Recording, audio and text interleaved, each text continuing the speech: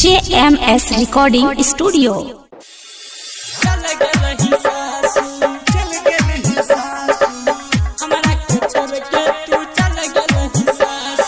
मासूम अखिया में दो दिलही आंसू, हमारा के छोड़ के तू चल गलही सासू, चल गलही सासू। मासूम अखिया में दो दिलही आंसू, तोरी के दिल हमर चल गलही सासू, चल गलही सासू। जानो से ज्यादा चाहे रहियो गे, जानो से ज्यादा चाहत रहियो, तैयो तू हमारा छोड़ दिलही जानू।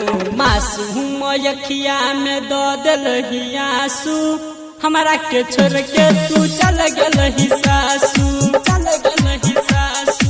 मासूम अखिया में दो दिलही आंसू, तोरी के दिल हमर चल गलही सासू, चल गलही सासू, चल गलही सासू।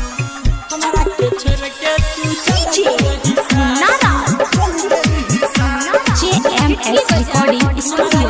छोड़ के तू चल गलही सासू, चल गलही सासू, चल गलही सासू।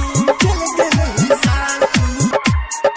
हमारा तू दिल पर छुरी चललही, हमारा तू दिल पर छुरी चललही।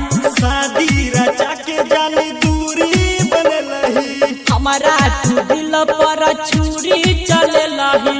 बोल न हगे जानू बल हर जाई गे, बोलना के जानू बल हर जाई। कब तू हमारा छोड़ दिलही पाछू, छोड़ दिलही पाछू। मासूम अखिया में दो दिलही आंसू, हमारा के छोड़ के तू चल गलही सासू, चल गलही सासू।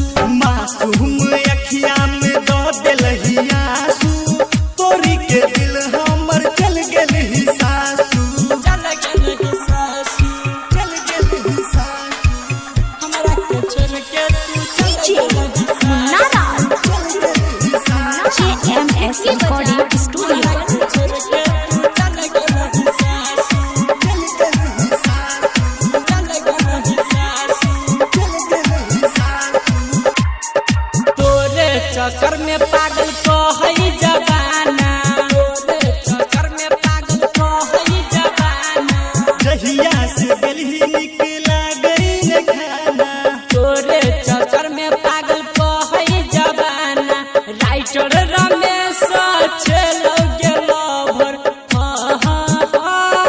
रमन जी यादव के दिलही नहीं खबर। राकेश रंजन के छोड़ दिलही आजू, छोड़ दिलही आजू। मासूम अखिया में दो दिलही आंसू, हमारा के छोड़ के तू चल गलही सासू, चल गलही